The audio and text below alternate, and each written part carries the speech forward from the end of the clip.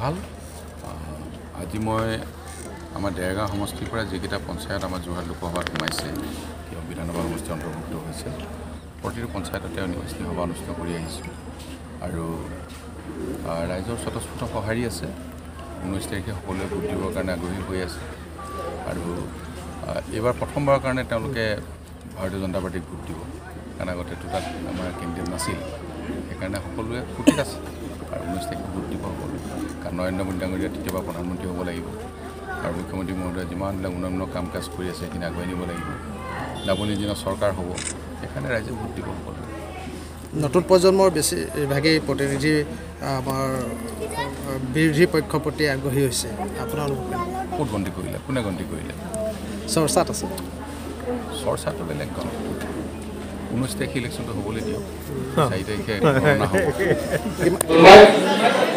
চাইছে জুনবাই আগত মই বাগানীয়া কাম কৰিছোঁ অসমীয়া কাম প্ৰথমে কৰা নাই কাৰণ মই বাগানত ডাঙৰ হোৱা ল'ৰা বাগানৰ পৰিৱেশত বাগানৰ সংস্কৃতি মই বেছি বুজি পাওঁ এতিয়া তাৰপিছত মই এই আকাশদ্বীপে বিৰাট ধুনীয়া নাচিছিল দুখন আছিল এখন হিৰো এখন চম্পা চাইছে সকলোৱে হিৰো চাইছে হিৰোত আকাশদ্বীপক বুজাই থাকে যে মাষ্টৰজন চলিটোখিনি থকা সেই মাষ্টৰজন মই আছিলোঁ তাত মই কিছুমান কাম কৰিছিলোঁ হিৰোত কৰিছিলোঁ নে চম্পাত কৰিছিলোঁ হিৰোত কৰিছিলোঁ মই সাজন নায়কক ক'লো মইতো বাগানীয়া ভালকে লিখিব নাজানো তই লিখি যা মই অসমীয়াত কম তই বাগানীয়াত লিখিবি এই গানটো ক'লো মই নাই কৰিব পাতা তোলা কাম ৰে মই নাই কৰিব কলম কাটা কাম ৰে স্কুল পঢ়িব মই আদমি শুনিছে তো গান পাতা তোলা যেমন তেমন শুনিছে নাই কলম কাটা হবার দিগদারি শুনিছে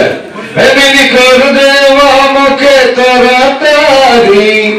বেঙ্গল বাজিল চকিদার ডাকিল শুনিছে তো সো বাগানীয়া সংস্কৃতি মই কিয় কৈ আছো এইবিলাক বাগানীয়া সংস্কৃতি বাগানৰ জীৱন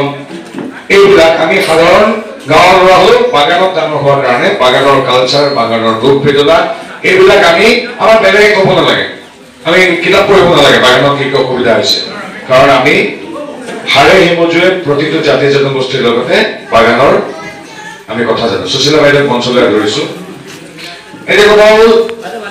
বেছি আৰে বা সবৰে আছে ঠিক আছে অৰুণোদয় কোনে কোনে পায় এইটো হাতাম অৰুণোদয় কোনে কোনে পায় এই দাদাই অৰুণোদয় নাপায় মাইকী মানুহ নাপায় দাদা আচ্ছা অৰুণোদয় কোনে কোনে পায় অৰুণোদয় 1250 টকা কোনে কোনে পায় আচ্ছা আকৌ ৰেশন কাৰ্ড কোনে কোনে আছে হাতা ওচৰত এটা ল'ৰাবিলাকক কোৱা নাই মই মাইকী মানুহক কৈছো এতিয়া চাওক আমাৰ বিজেপি চৰকাৰে আমাৰ হিমন্ত বিশ্ব শৰ্মাই আৰু আমাৰ পদুম ফুলৰ চৰকাৰে কি ভাবিলে যে এতিয়াৰ পৰা 26ৰ আগতে কম দিনৰ ভিতৰতে পৰ্যায়ক্ৰমে ৰেশন কাৰ্ড যাৰ যাৰ থাকিব সকলো পৰিয়ালে অৰুণোদয় আঁচনি পাব আরে বাইরে হাই আছে বাইরে বেশি মোটর হারি আছে রেশন কার্ড আছে অরুণোদয় নাই এইফালে লাগিছে হাই আছে রেশন কার্ড যাৰ আছে তেওঁলোকে লাহে লাহে অৰুণোদয় আঁচনি পাব ঠিক আছে এইটো ভাল খবৰ হয় নে নহয় হয় আচ্ছা আমাৰ আয়ুষ্মান কাৰ্ড কাৰ্ড আছে হাত অংশত আয়ুষ্মান কাৰ্ড আৰে আয়ুষ্মান কাৰ্ড কিন্তু আছে আয়ুষ্মান কাৰ্ডটো কি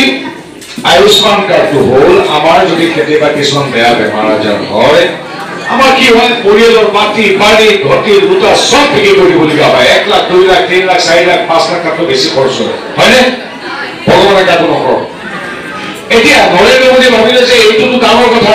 আমাৰ নিচিনা পৰিয়ালবিলাকক কি কৰিছে এখন আয়ুষ্মান কাৰ্ড দিলে যাতে 5 লাখ টকালৈকে বিনামূলীয়া চিকিৎসা হ'ব পাৰে এইটো কম কথা নহয় ৰাস্তা আমি যেন চৰকাৰে কলে কি কৰে ৰাস্তা বনাই দলং বনাই স্কুল বনাই দৰমহা দিয়ে হয়নে এইবিলাক ভাবিছিলো কিন্তু এতিয়া আমাৰ পৰিয়ালৰ ভিতৰতো গৈ সহায় কৰে আচ্ছা তপন গগৈ আহিছে আমি তেওঁ অহালৈকে মই কথা নকওঁ